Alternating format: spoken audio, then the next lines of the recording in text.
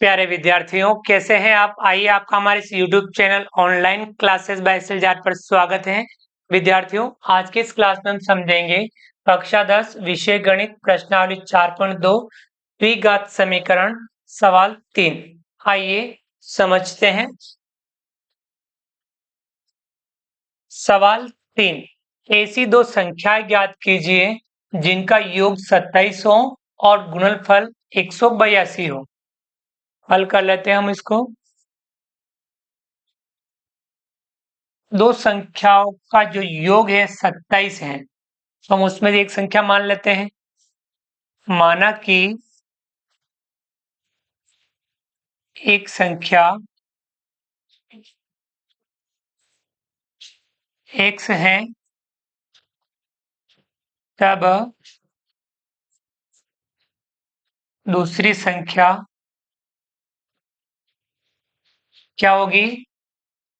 27 उनका योग है, तो 27 में से पहली संख्या घटा डालो, यानी 27 माइनस एक्स होगी। हमारे पास दो संख्या हो गई, एक हो गई x और दूसरी हो गई 27 माइनस एक्स। प्रश्न में क्या दे रखा है? उनका गुणनफल 182 दे रखा है। हम लिख लेंगे प्रश्नानुसार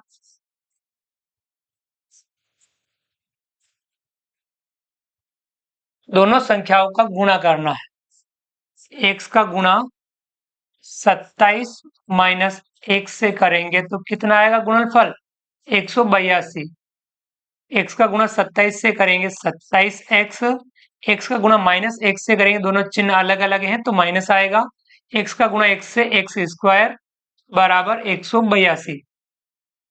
अब हम माइनस का एक्स स्क्वायर है, इसे हम उधर भेजेंगे तो इन दोनों को हम उधर भेजेंगे, इधर बचेगा 0 बराबर ये हो जाएगा प्लस का एक्स स्क्वायर, ये हो जाएगा माइनस का 27x, ये उधर ही है तो प्लस का 182। इसे हम इस प्रकार से भी लिख सकते हैं, x square minus 27x plus 182 बराबर 0। अब यहाँ द्विघात समीकरण बन गया है। एक्स स्क्वायर वाले पद और अचर पद का गुणा करना है। एक्स स्क्वायर का गुणा प्लस के 182 से करेंगे, 182 एक्स स्क्वायर। अब जो हमारा x वाला पद है माइनस का 27x, इसके हमें दो टुकड़े इस प्रकार से करने हैं कि गुणा करने पर प्लस का 182 एक्स स्क्वायर आ जाए और जोड़ने पर माइनस का 27 एक्स आ जाए। तो इसका यदि आप अभ्यास करेंगे तो ये हमारे पास आएगा माइनस का 14 और माइनस का 13। 13 चौक 52, से लगा 5, 13, 13 और 5 18, 182। दोनों चिन्ह माइनस के तो यानी प्लस का हो जाएगा और माइनस को जोड़ेंगे तो माइनस का 27 आ जाएगा। इस प्रकार से ये वाला कार्य हमें करना है। तो हम एक्स स्क्वायर को वैसा का वैसा लिख लेंगे। माइनस 27x के दो टुकड़े हम करेंगे, माइनस का 14x और माइनस का 13x प्लस का 182 बराबर 0। दो दो के हम जोड़े बनाएंगे, इन दोनों में कॉमन लेंगे x, x का भाग देंगे x माइनस 14, इन दोनों में कॉमन लेंगे, कोष्टक में x माइनस 14 ही आना चाहिए, तो माइनस का 13 कॉमन लेंगे, भाग देंगे x और इसमें भाग देंगे माइनस का 14 बराबर 0।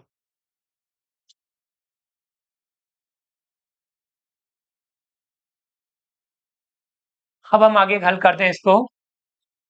ये जो कॉमन है इसे एक बार वापस लिख लेंगे, दोनों में कॉमन x माइनस 14, इसका भाग देंगे इसमें तो बचेगा x, इसमें देंगे माइनस का 13 बराबर 0। यानी हमारे इस द्विघात समीकरण के दो मूल, एक तो इससे और एक इससे प्राप्त होगा।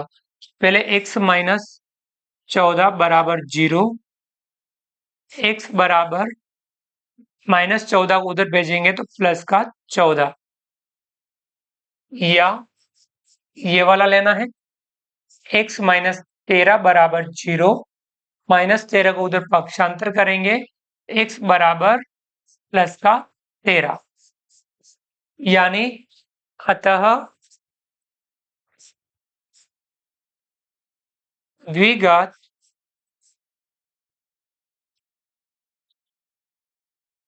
समीकरण के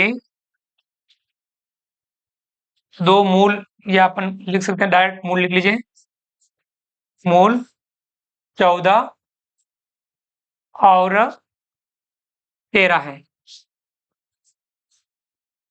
जो आपने संख्या मानी थी उसमें से यदि पहली 14 है, दूसरी 13 है, तो पहली 14 हम इस प्रकार से लिख सकते हैं। अतः संख्याएं 14 और 13, या इसे आप क्या लिख सकते हैं, 13 और 14 है। ये हमारा आंसर हो जाएगा 14 और 13 या 13 और 14। इस बात को इस प्रकार से अपने को लिखना होता है। समझ में आ गया होगा ये वाला आपको। तो विद्यार्थियों, आप इस प्रकार से सवालों का अभ्यास अवश्य करेंगे, क्योंकि हम सवालों का जितना ज्यादा समझ के अभ्यास करते हैं, हम उतना ही गणित में बेहतर बन पाते हैं। गणित में आपको अभ्यास की आवश्यकता है, ज्यादा से ज्यादा समझते हुए अभ्यास अवश्य करें। विद्यार्थियों, उम्मीद करता हूं वीडियो पसंद आया होगा। वीडियो को लाइक कीजिए, चैनल को सब्सक्राइब कीजिए और अधिक से अधिक साथियों तक वीडियो शेयर जरूर कीजिए। मिलते हैं अगली क्लास में नए वीडियो, नए कंटेंट के साथ में। तब तक के लिए थैंक यू, धन्यवाद, जय हिंद, जय भारत। आपका दिन शुभ रहे। Thank you.